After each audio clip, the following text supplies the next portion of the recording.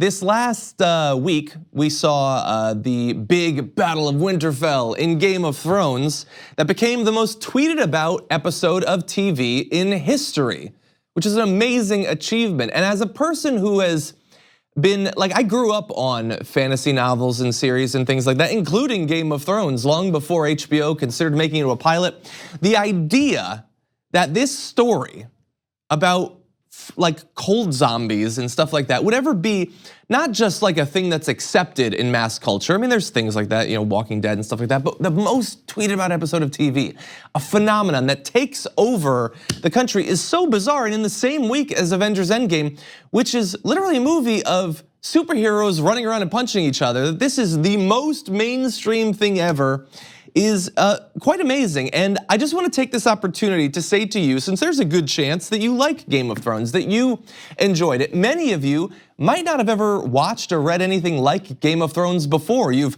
rarely been interested in swords and horses and catapults and stuff like that, but it turns out pretty exciting, pretty dramatic, cool action, stuff like that. Well, I would just like to say to you, if you do like it, first of all, thank you. Second of all, there are so many other awesome fantasy series out there, some in TV form, far more in written form, that you might be surprised to find out that you enjoy as well. And if you like blood magic and shadow magic in a way that you never thought possible before, there's some great stuff out there. There are, like, if you like big epic series, like look into Robert Jordan and The Wheel of Time. It's even bigger, more epic in scope, and pretty awesome actually.